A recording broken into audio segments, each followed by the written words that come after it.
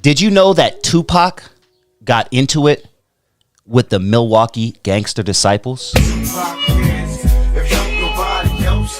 The year was 1994.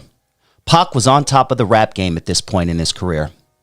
Songs like Brenda's Got a Baby and Keep Your Head Up solidified Pac as a force to be reckoned with in the music game. The movie Juice had already cemented Pac as not only a great rapper, but a very good actor as well. So what happened the day Pac got into it with the GDs in Milwaukee? What started it? It was a show like any other. The setting, Milwaukee, Wisconsin. Pac and his crew Thug Life were on stage doing their thing as per usual. The crowd was feeling it. They were dancing, having a good time. There happened to be a lot of gangster disciples in the building that night, and lots of them were throwing up their gang signs while Pac sang his hits. This infuriated Pac. Why? We're about to jump into it. But first, please hit that like button, and if this is your first time joining the channel, please hit that subscribe button. To understand why Pac was upset at the GDs throwing up their gang signs in the audience, we have to rewind a bit to a story around the same time that hit the national news out of Chicago, home of the Gangster Disciples, where an 11-year-old Black Disciples gang member was shot and killed execution style. Robert Yummy Sandifer was an 11-year-old boy from Chicago, Illinois. His murder by fellow gang members in Chicago garnered national attention because of his age, resulting in his appearance on the cover of Time magazine in September 1994. After committing murder, arson, and armed robbery, Yummy was killed by his own fellow gang members who feared he could become an informant and that he was attracting too much attention toward their activities. Leading up to this show in Milwaukee, Tupac was fully aware of the Yummy Sandifer story since it was national news. This story infuriated Tupac. This gang killed one of their own, let alone he was 11 years old. So when Pac sees the GDs in the crowd in Milwaukee dancing around, throwing up their sets, something inside of Pac snapped. This is when he began ridiculing the gang for their actions, cussing them out on stage, calling them all kinds of B words and MF words. Thug Life were in attendance at this time, and they were looking at Pac like, what the hell are you doing? You're gonna get us killed. But Pac didn't care. He was so upset at this 11-year-old's death at the hands of his own gang that he was ready to take on a whole nation that night. Needless to say, the GDs wanted to kill Pac. They started throwing bottles at Pac and his crew. Pac and his crew started throwing bottles and chairs back. They were rushing the stage, throwing blows, kicks, elbows. Spice One even had to grab his blicky and join in on the melee. It was crazy. Cooler heads prevailed, and Pac and his crew made it out alive that night. When I hear stories like this, it reminds me of why Tupac was so special. He was literally willing to die over his beliefs. I went out there, they be looking out for me, but they be gang, so like the one set want me to be down with them, and the Blackstones want me to be with them, GDs be with them, but yeah, I had to run it with them in Milwaukee because that was when that little kid died, Yummy Sandifer. Yeah, I heard you sent a shout out to him. Yeah, I did a show that next day after they just killed that kid. Yeah. Because you heard what happened, right? Yeah, they executed him. Right, they executed him, and I was out there when I did the show. The gang was in the fucking audience. The whole gang had like bought out the stadium. Damn. So I'm rapping to the niggas that just killed this little kid, and they all screaming out "Thug Life," and I felt bad. Like, wait a minute, they got it twisted. Yeah. So I started cursing them niggas out, like, y'all niggas is cowards. Y'all niggas cowards. Y'all killed that kid. Y'all niggas is punks, man. I hate all you niggas. I hurt all you. Them niggas start throwing shit. We had out in the stadium. Damn. It was tough, man. The whole gang tore up the whole neighborhood. But then I started getting letters from that area where all, like, the mothers, the girls was writing me, like, thank you for doing that, because everybody's scared of these niggas. See, that's what I want to do. That's right. I wonder if these gang niggas ain't going to get straight, then I want to take them out the gang. That's real. Because if they don't, it's making trouble on us. Yeah, because if you ain't part of the solution, then you part of the problem. No doubt. Therefore, you gonna be trying to whack us anyway. No doubt. You know what I'm saying? So shit, you know, business as usual. I stay strapped with my gap even when I'm in the field. Let's talk about the time Tupac was robbed in the Bay by JT the Bigger Figure and some Fillmore cats. Before we discuss the incident, let's discuss the Fillmore district area of San Francisco, where JT is from. I stay strapped with my gap even when I'm in the field.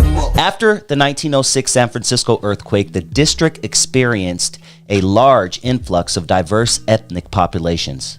It began to house large numbers of blacks, Jews, and Japanese, earning it the reputation for being one of the most diverse neighborhoods in San Francisco.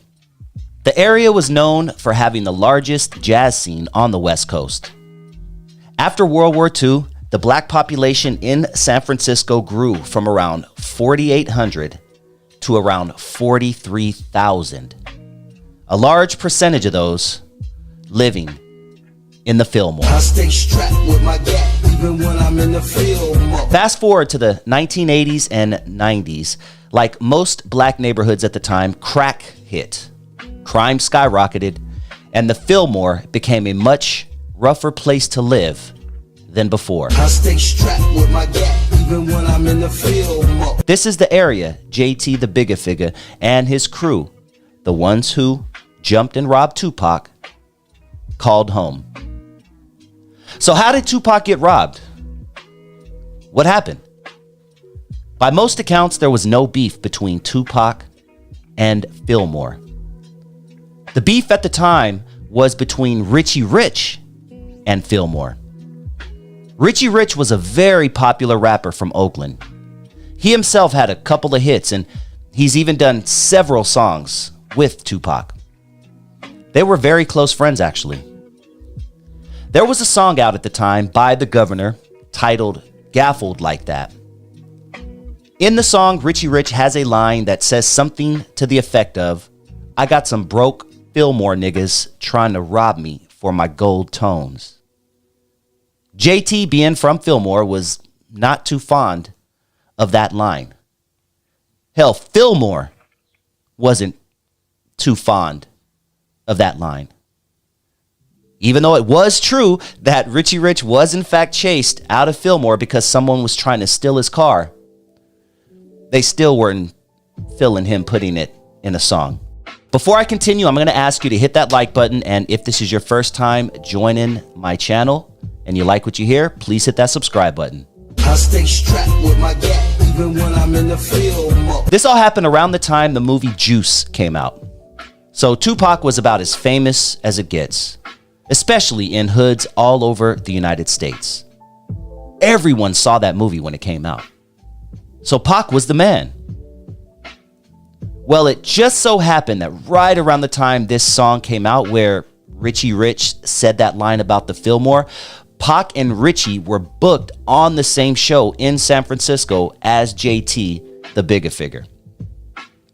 Now, at this time, the story goes, Tupac knew nothing of the beef and nothing of the issues that Fillmore had with Richie Rich. I stay strapped with my gap even when I'm in the field. JT and his crew show up deep, way deeper than Richie Rich and his boys, which included Pac and the Governor.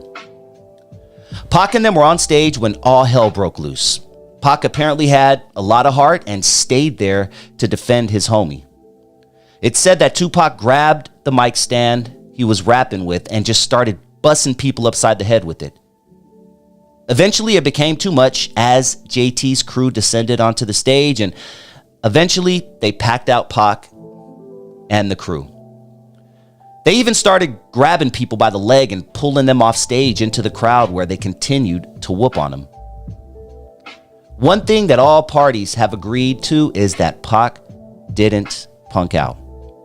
He took his lumps and fought till he couldn't fight no more. Pac, the governor, and Richie Rich just wanted to get out all in one piece. During the stomping, JT's crew allegedly walked away with some of Tupac's jewelry, including a hair-on-bone necklace, a watch, and a diamond ring. It wasn't like they had it in for Pac any more than anyone else. He just happened to have on the most jewelry at that time. It is said that the jewelry was then taken to the Fillmore, where it was passed around and seen as a trophy of sorts. One good thing that came out of this: no gunshots, no deaths. Thankfully, everyone involved made it out alive. I stay strapped with my gap even when I'm in the field. A few years back, I interviewed Black C from the RBL Posse, a classic West Coast group from San Francisco. Him and I discussed what he remembers about the night Tupac was jumped by some Fillmore cats. Please hit that like button, and if this is your first time joining the channel and you like what you hear, please hit that subscribe button. I'll talk to you soon. I stay strapped with my gap even when I'm in the field. I just want to name a few people, and you give me a nice little short story or a thought, or something that comes to your mind. What about, did you ever run into Tupac? No, I never met Tupac. I seen him though, getting chased up out of the stone in Frisco by the Fillmore dudes. Them Fillmore dudes, JT and all their little crew. Them Fillmore dudes wasn't playing, man. Them Fillmore dudes, they used to be bullies back in the days. I ain't gonna lie, they was crazy. Them dudes had some. Even to this day, JT and all the dudes I know from Fillmore, they still the same. Fillmore got so much Fillmore pride, man. It's a fool. They was telling a story about it. Quinn did one of the interviews and told the whole little inside story. I wasn't inside the building, but I pulled up afterwards because there was a show a week after we did our show. We had a show with Andre Nicotina, Totally Insane, and GLP. And it was probably one or two other groups we did at the Stone on Broadway in Frisco. And then, a week later, they booked the governor. They from Oakland, and Richie Rich. They was doing the show, and they brought Tupac. And, it was some shit had happened. I don't know exactly what happened, but something had happened where them dudes ended up jumping Tupac up in there and chasing out the building. I just seen the ruckus afterwards, them come running out. And I was like, damn, and that's Tupac, Digital Underground. And I'm like, what? They're like, the Fillmore dudes is on him. God damn. Yeah, but I never met him personally. I never got a chance to meet him.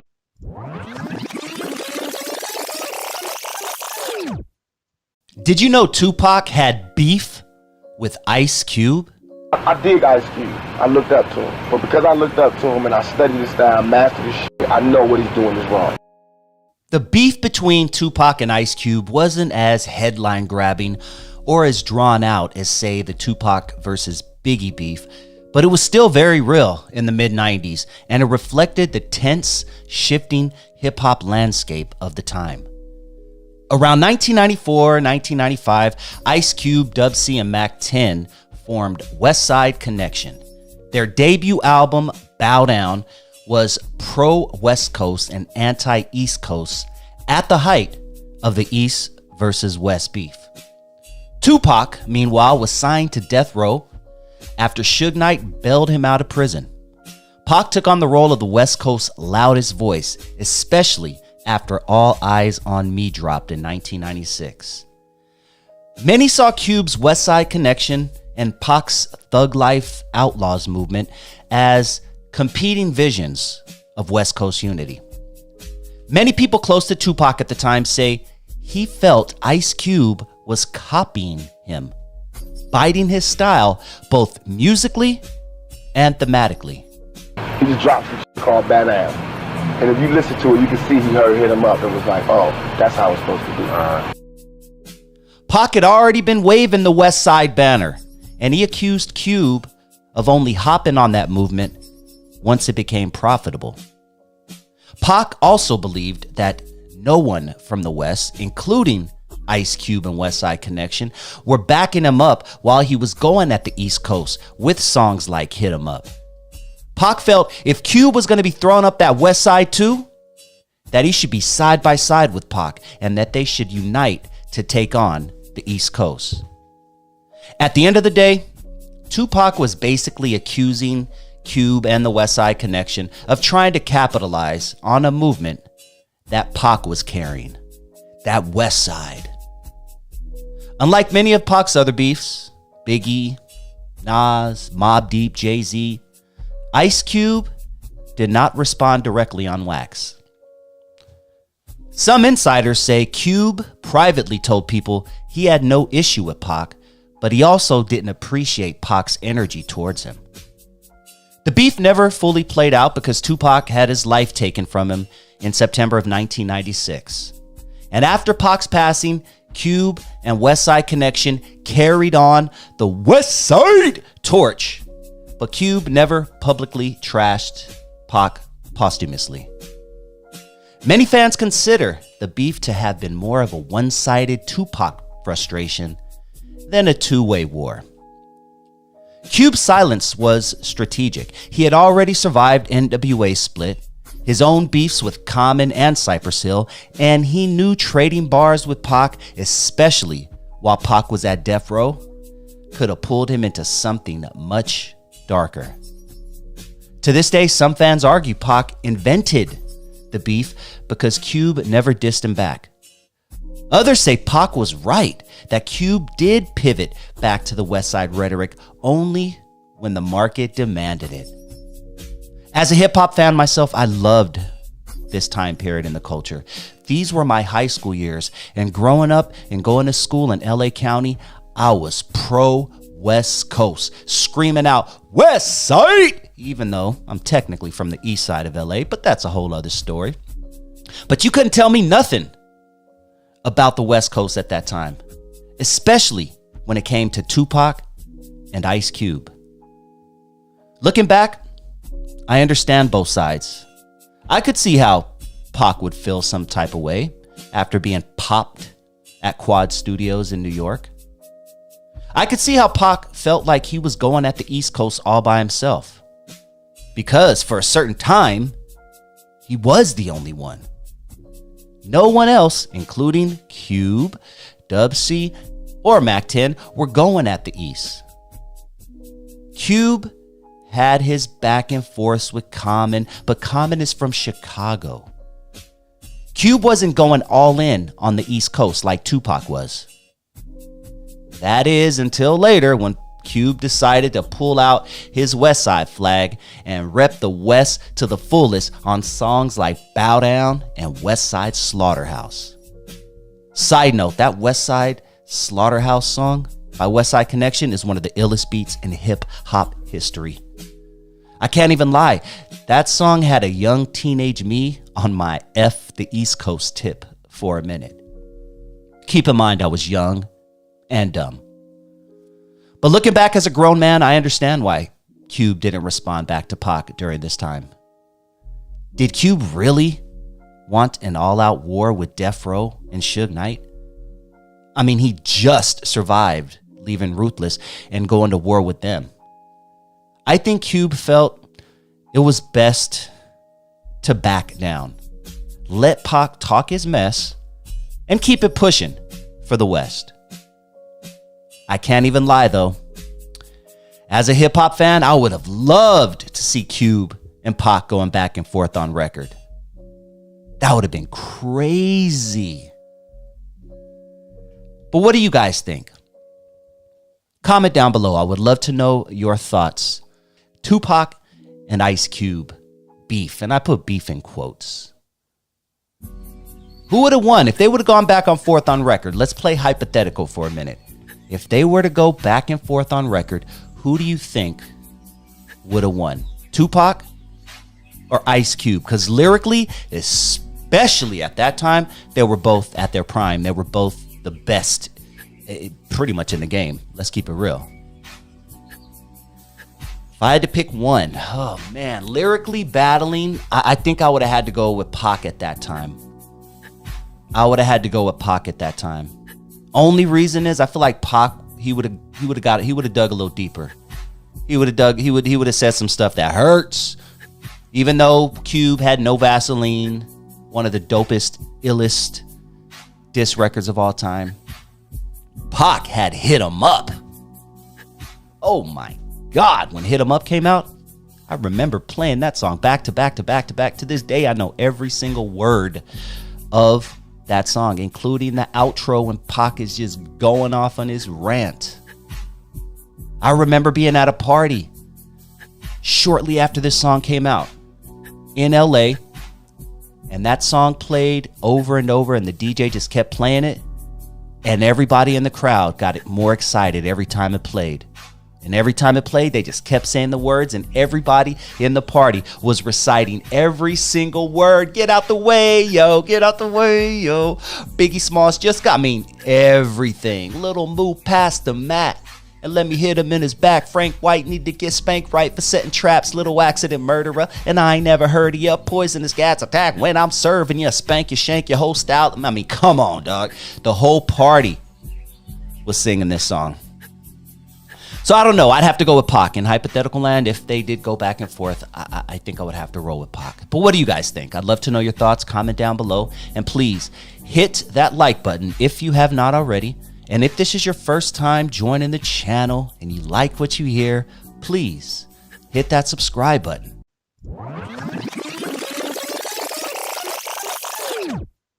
Niggas playing deadly motherfucking war games. And nigga rapping about my motherfucking life. I'm talking fake ass motherfucker. Tupac was dissing everyone on this unreleased track, War Games, from 1996.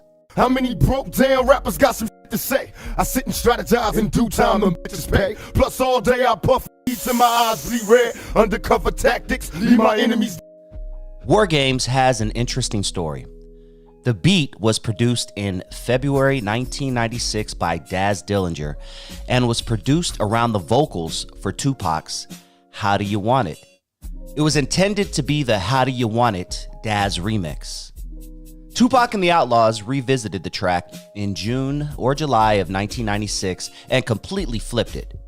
From a track for the ladies to Tupac declaring war and targeting everyone he had beef with at the time. I know you niggas got no love for me, but how the f your whole clique turn the thugs on me? Like misdemeanors, it's a small thing. You niggas ain't ready for war, let my balls hang. This would have been just 3 months before Tupac lost his life on that unfortunate night in September 1996. This was at the height of the East Coast, West Coast beef. And Pac was ready for war. At least he sounded like he was in this song. Bust it, I took apart your whole crew like heart. I ain't concerned, I bust on bad boy mob deep and the firm. When you scream fake thugs, who the f you mean? Get more cream than all of y'all, nigga, fuck your team. Tupac took direct aim at Bad Boy, Mobb Deep, Dr. Dre, Jay-Z, King Son, Nas, and The Firm. He was going at everyone's neck. Listen, don't get your shit knocked, you can't win. Tell them all to let the games begin. We having war games. The song was never released, which was probably a good idea, being that the tensions were still so high in the streets, and this would have intensified things. We already know why he was going at Bad Boy. He thought Puff and Big had something to do with him getting popped at the Quad Studios in 1994. But why did he go after the others? Let's start with Jay-Z. Plus Jay-Z tried to blame me, won't last long. Tupac's animosity towards Jay-Z stemmed from a combination of factors, including his association with Biggie Smalls and the East Coast rap scene, as well as the perception that Jay-Z was copying West Coast rap styles. There were also specific incidents like Jay-Z's appearance in the Dead Presidents video and a line in Brooklyn's Finest that fueled Tupac's anger. In the song that ended up on Jay-Z's album, Biggie says, "If Faith had twins, she'd probably have Tupacs." Get it? Tupacs. His beef with Mobb Deep stemmed from Tupac's interpretation of their song Survival of the Fittest, which was released when Pac was locked up, where the line, "Thug life, we still live in it," was perceived as a direct challenge to Tupac's thug life persona. Murder Mobb Deep. Mobb Deep also released a song called Drop a Gem on Him, where they made some allegations about someone taking Tupac's manhood while he was behind bars. Tupac's beef with Dr. Dre stemmed from Dre leaving Death Row due to all the shenanigans and turmoil that was going on behind the scenes that Dr. Dre was getting tired of. Now Dre wanna switch sides. Tricks hiding war. Last year I shed tears, but I don't cry no more.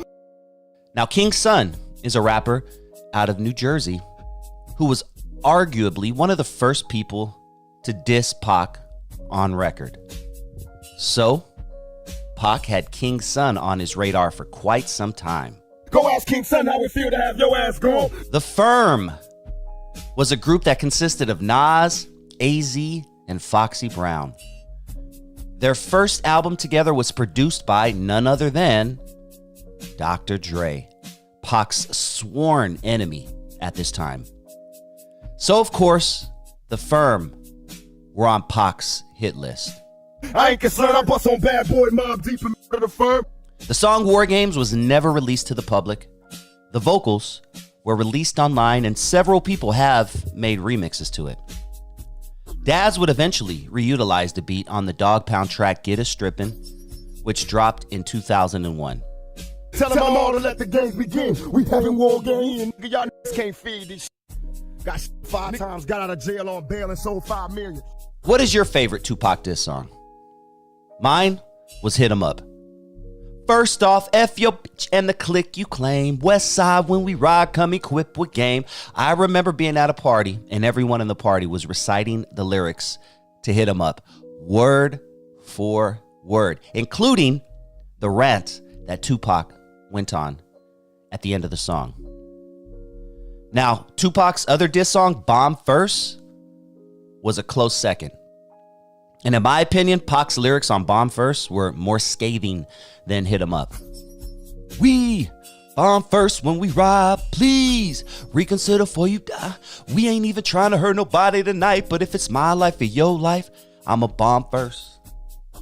But what are your thoughts on Tupac's diss songs? And more importantly, his unreleased diss track, War Games. I'd love to know your thoughts. Comment down below. Who are the real enemy to black people? I'll tell you who the real enemy to black people are. Black people. We're our own worst enemy. The white man enslaved us. True. We faced oppression by groups like the skinheads and the KKK.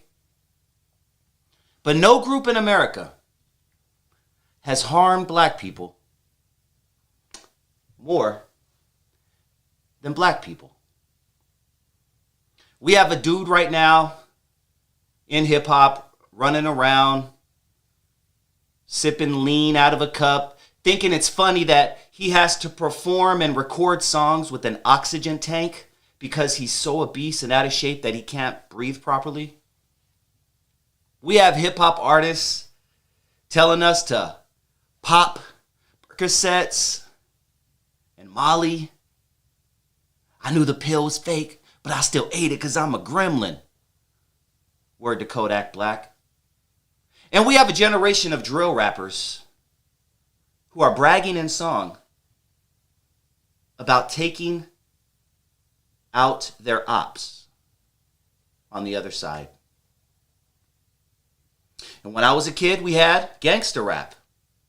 And I've talked to many, many people who say that they were influenced to start banging by listening to gangster rap.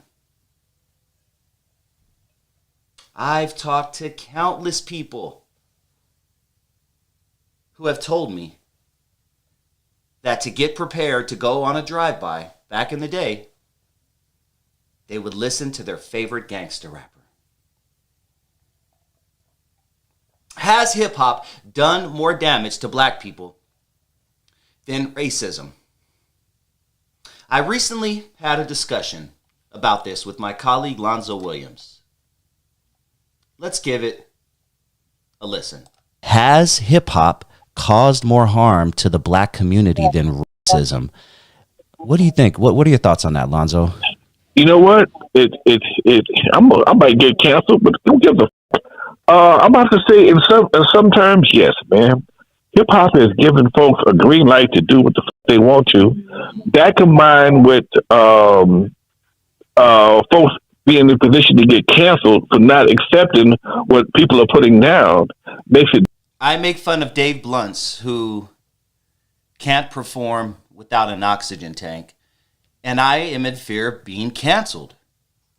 When all I'm saying is, why are we glorifying this? But let's keep it pushing. Let's listen to Lonzo Williams' response on, has hip-hop done more damage to black people than racism? Difficult for people to even be a mentor. You know, you try to do something and you got the cancel culture. Okay? I can't stand this cancel culture, by the way. Screw all of your little cancel. I think that's going to be a thing of the past pretty soon, because I think most people are tired of the cancel culture BS. You can't say anything in fear of offending someone when you're not even saying it in an offensive way. But I hope we are at the tail end of that. I kind of feel like we are, but who knows? It could totally do a 180 and just trick us all. You got that first and foremost. Then they try to tell you, we Charleston White, myself, anybody else that got any kind of common sense about, hey man, there's certain things in this game that's up, and you're slut shaming. Yes, I am. I'm slut shaming when I talk about people like Sexy Red, telling a generation of young girls what color her pussy hole is, and that her booty hole is brown. I think anybody over a certain age probably know. We don't need to know what color your pee hole is, and we dang sure don't need to know what color your booty hole is. But I'm slut shaming if I say that. Oh, she's in women empowering. Is that really women empowering? Is it really? Is that what we're calling women empowerment? Is that what Rosie the Riveter was fighting for back in 1942? Huh? Wait, I think she was a false character. But anyway, you think that's what Harriet Tubman was foreseen when she was leading our people out of the country to Canada on the Underground Railroad? I was leading y'all to the freeze land, so's one days yous could talk about what color your pee hole is and that your booty hole is brown. Word to Sexy Red.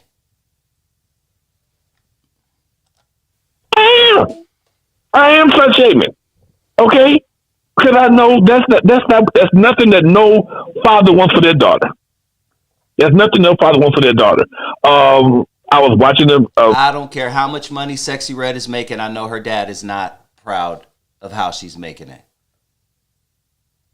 Call me crazy. A YouTube channel this morning, Charleston White was speaking, talking about Sexy Red. As a human being, I had nothing against her, neither does he. But for her to promote the lifestyle that she promotes, baby, you was out there on the streets after you had your baby. Anybody seen your baby? Rolling blunts, just breastfeeding and puffing la. Probably was during the pregnancy. We've seen a couple of celebrities do that in the recent past, haven't we? Since you left the hospital. Shout out to Sean Rock. And you out here promoting sex without condoms, without any kind of protection. Meanwhile, kids are getting chlamydia. Huh? She just got new tits too. Priorities. And she's supposed to be. She should be lactating. Pay attention. Has hip-hop done more damage to black people than racism? Let's talk about it. Put your big boy panties on, because today we're having a serious conversation. So how you gonna breastfeed your baby if you got brand new plastic titties? Now, I don't know if I don't know how that works. Maybe she got some milk stuck in them. I don't know, but it just don't seem right. Her priorities are really fucked up. But meanwhile, that is a person that you put on the pedestal, or you put out in front of our kids to give them as an example of how to live. Come on, folks, that ain't how we supposed to do it. But it's the white man's fault, huh? It's the white man's fault, is it? Is it really the white dudes? Really? These are things we're allowing in our own community. We're allowing drill rap in our own community. And look, I listen to drill rap every once in a while too. I like the beats. It's not one of my favorite genres, but I appreciate it every once in a while. When I'm sitting in traffic, there's nothing better than gangster rap and drill rap. I'm telling you right now. When I'm sitting in traffic, I ain't trying to hip hop hooray, ho, hey, I ain't trying to do none of that. I'm not trying to listen to Bob Marley reggae talking about Puff and La somewhere on the beach. I'm trying to listen to motherfucking gangster rap when I'm sitting in traffic. I can't be the only one. That's when I get my gangster rap and my drill rap feeling. So, and I'm damn near 50, so I'm one to talk. But I'm at least bringing the conversation out there. Is this stuff that we should be allowing? Should our hip-hop elders be allowing this? Whenever we're talking about busting on the op down the street, huh? Guess what color that op is? That op looks just like you. But if you say something... Has hip-hop done more damage to black people than racism?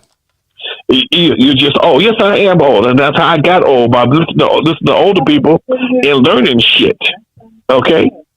I learned some shit, and I passed it on to other folks. But people, it was a gap someplace. It was a gap someplace, and the gap is still there, and the knowledge is not being passed on. And trying to tell you, y'all don't know that because things have changed.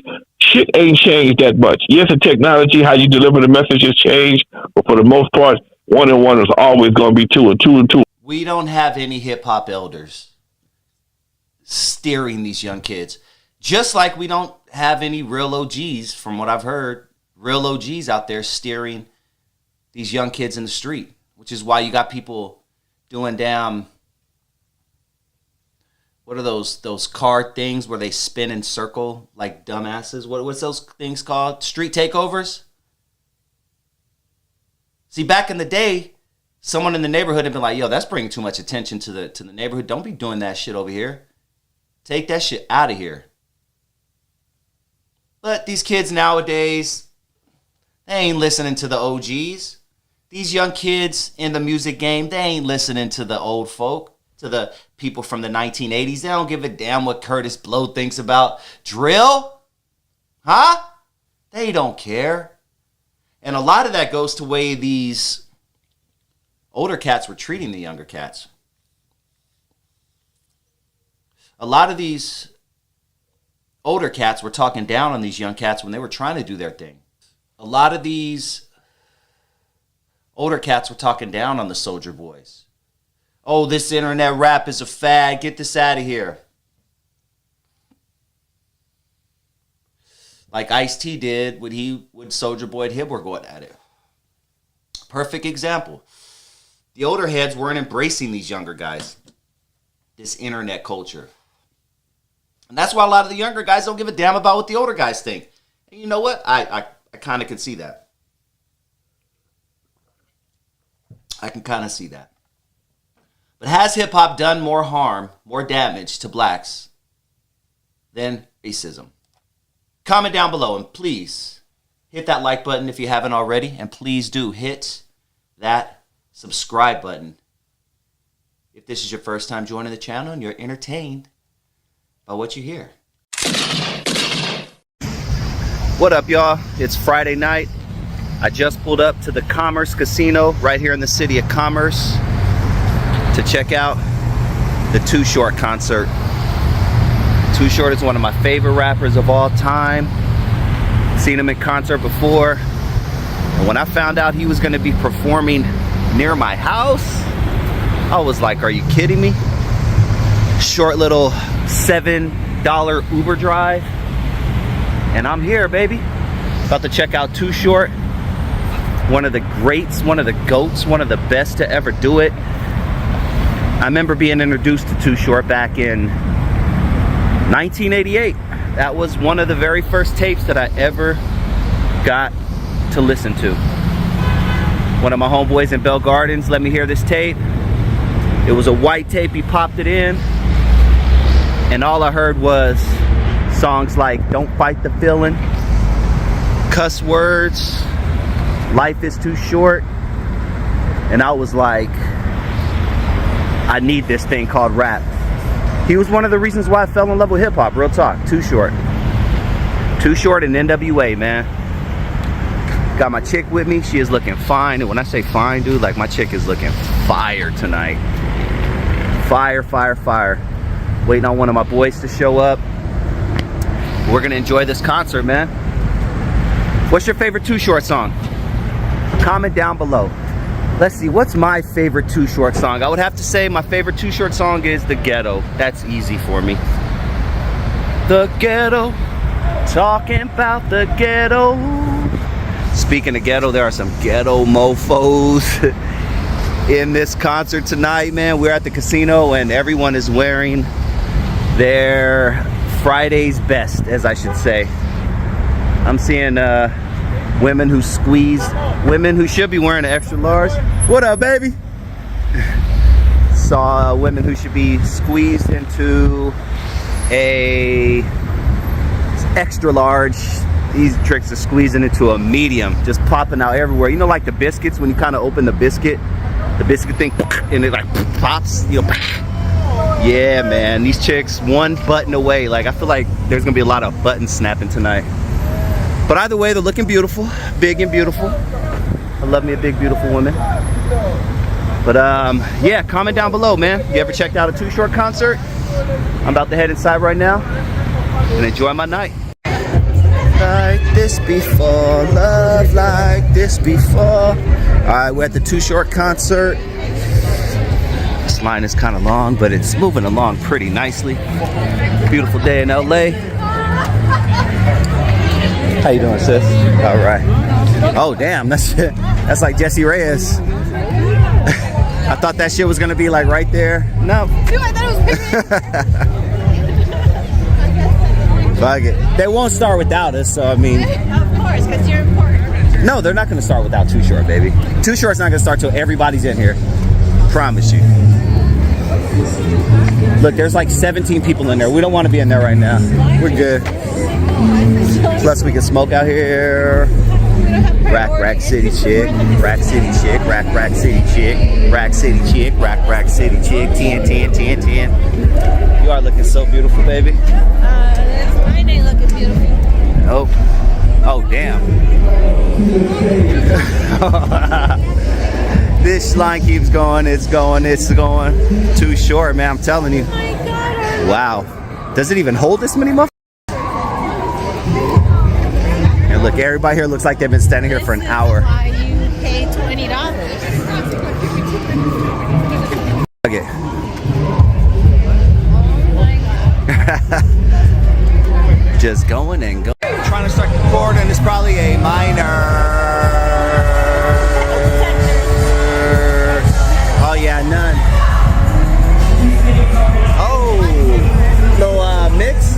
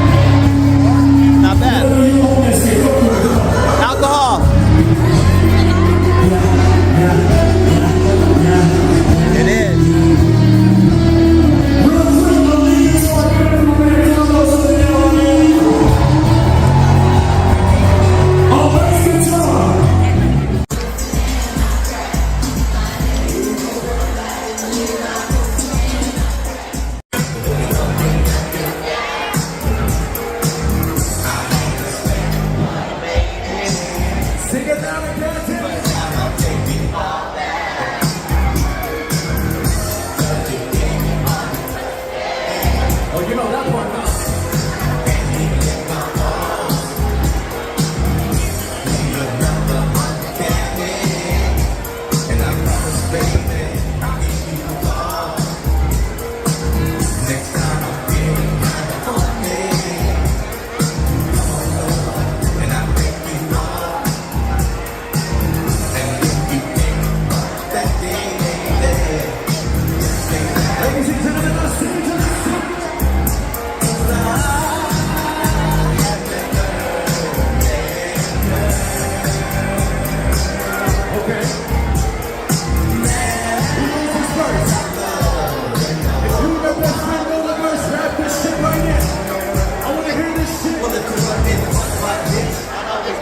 I never have a motherfucking hiccup. The sun I get fucking on me.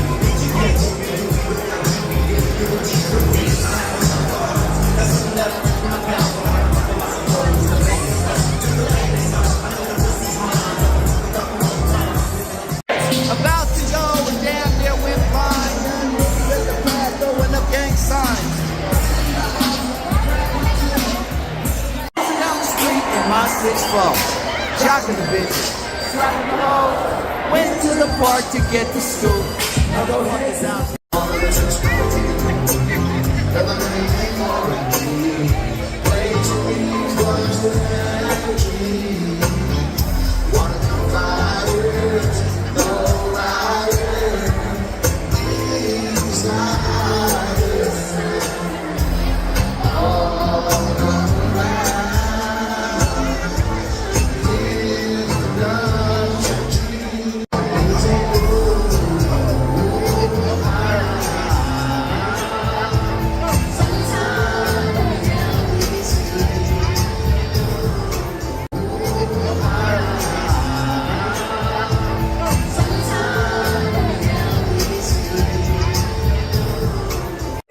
Casino, we love this shit. It won't be the last. Give it up for who rocks with me every morning. Give it up for ATA. Gotta be a giveaway. And on Sundays in LA, give it up for Miss Claire Renee. But fuck what we talking about. When I say two, y'all say short. Two. Give it up for two, short.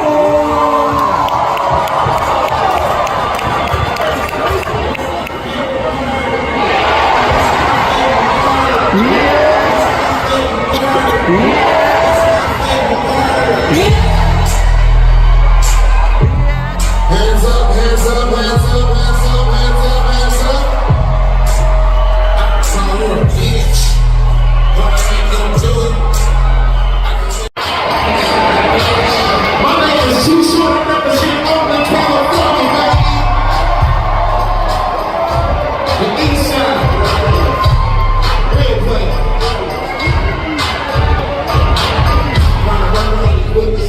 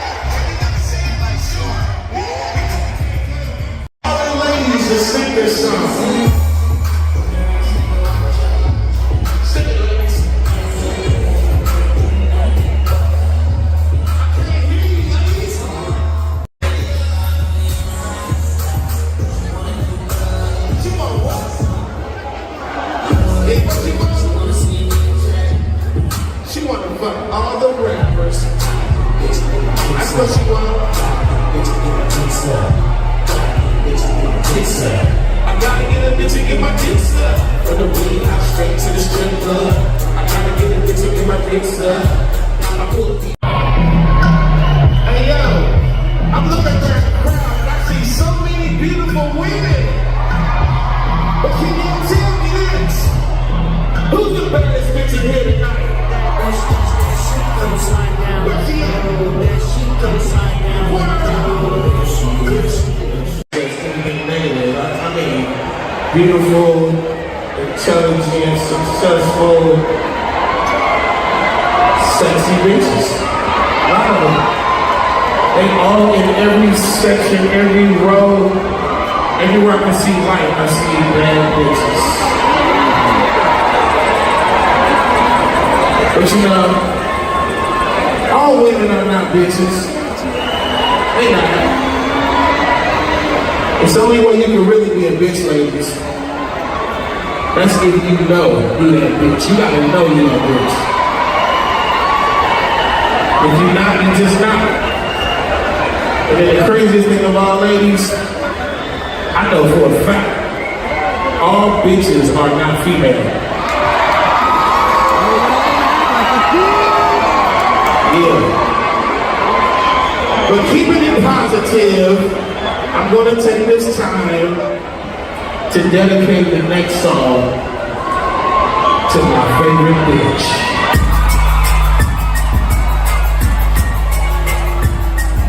Now all the ladies, if you a boss, let me hear you say, I'm bossy. Y'all want to go old school? You gotta say, you know you are.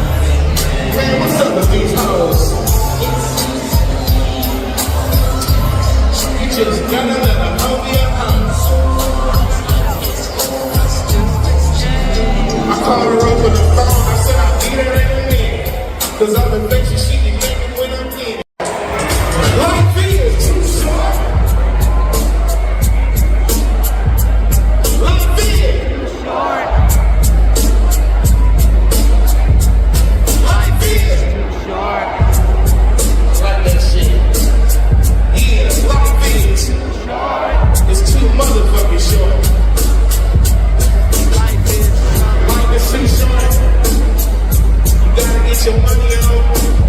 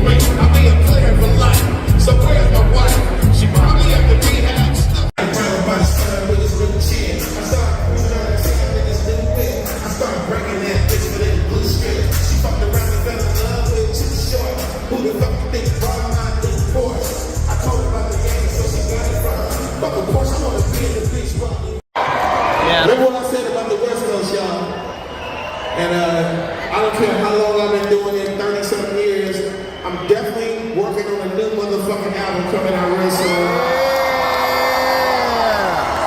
And I know I'm an OG, I need to just let it go, but guess what? That motherfucking album is gonna be so motherfucking hard. Man. It's gonna be so hard, bitches gonna wanna stick it in their pussy. Okay.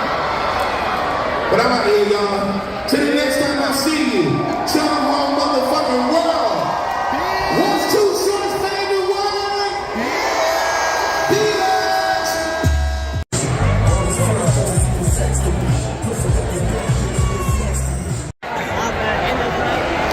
Too Short concert was dope. This is the aftermath. We're heading out.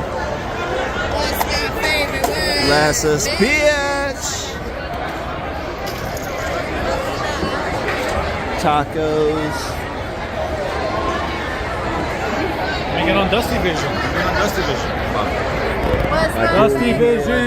What's my favorite word? DustyVision. What's my favorite word? DustyVision. Bitch.